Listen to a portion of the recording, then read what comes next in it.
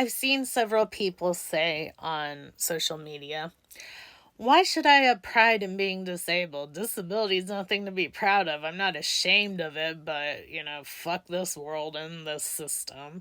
I've also seen people say, I have pride in myself and my people, but I'm ashamed of all of you because you don't treat us well at all. And I've also seen queer people say, why can't we have another month of pride? Which I just want to smack a bitch because so many of us are queer and disabled, especially the neurodivergents. There's a pretty good chunk of us. So it's like,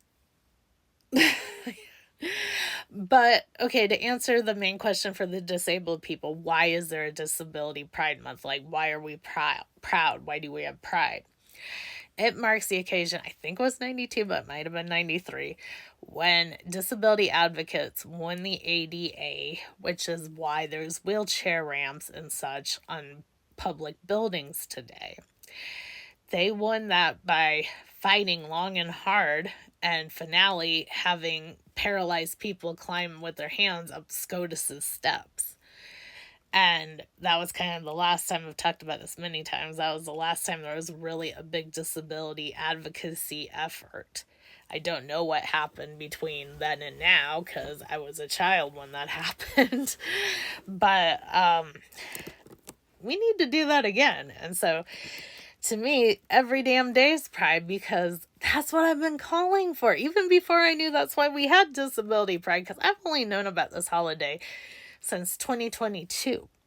So it's not like something I've been doing for 20 years, and I've been disabled since 2014, if that tells you how long it took me. So then the other half of it to me is I still stand by. Why can't we have pretty parades or gatherings where we all get together and have fun like the queer people do? Because maybe if you're young or you're straight, you don't know this, but Queer Pride was based on the Stonewall riots. Sorry, my brain. Stonewall riots, where Marsha P. Johnson, a black trans woman, threw the first stone or brick, depending who you ask, kicking off the riots, which were the first modern queer protests that the national media took hold of. There were several before that, but that one just seemed to stick. And that really kicked off the queer advocacy movement, especially on the East Coast. Before that, there wasn't enough people. They were all too afraid because to be queer of any kind, you could be arrested for that. Even if you were just a butch lesbian, but you identified as cis, you could get arrested for that. They didn't care. On a national federal scale, queer marriage has only been legal since 2013, which is 11 years ago. And queer sex as a whole has only been federally legal since 2004, when a group went before the Supreme Court because queer men were harassed by police because they thought they were having anal sex. These men were just sitting at home and they raided their home for this. And the Supreme Court was like, you can't arrest people or raid them for that shit. Which, back when the Supreme Court actually meant something, you see. So I guess what I'm getting at is the parade and the confetti and the glorious we won kind of thing.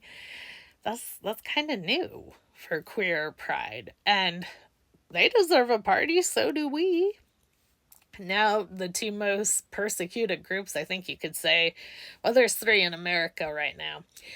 And especially if Trump wins, it goes immigrants, trans people, disabled people. And so for immigrant, trans, disabled people, they're having a real bad time.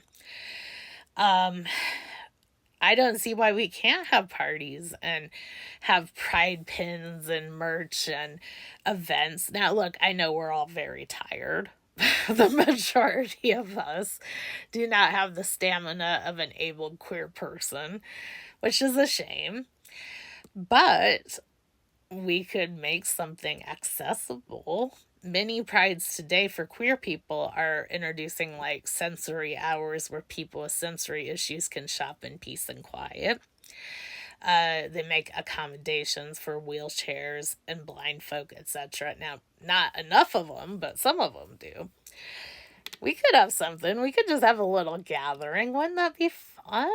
Just to meet up and be like, yeah, disabled, fuck all you ables. Give us our parking spaces and our full human rights. Thank you.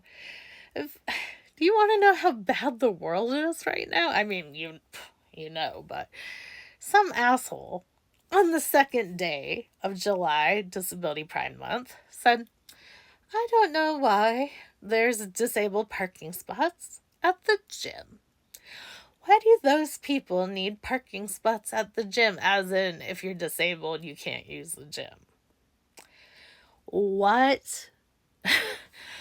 Who needs the gym more than disabled people, though? I would bet since COVID, our numbers have dropped off. But we need the gym more than you abled people just so we can stay going. And of course, you just know that asshole pictured a paralyzed person, which, by the way, half their body is still able. They can still lift weights, etc. Oh, the audacity. Like, so if you're wondering why we deserve pride, I think that right there says it all. My favorite quote was some guy many years ago saying, why is disabled parking all day, all night? Why isn't it just 9 to 5? And some disabled lady replied to him, we're not werewolves, Daniel.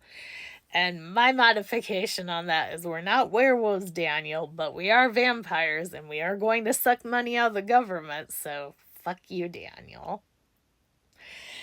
So I guess I hope to see you all shortly embrace the spirit of this, of protest and revolution and pride in the fact that we exist, because it wasn't that long ago they could have locked us up in a sanatorium without our consent or even telling many people. So that alone is reason to celebrate to me.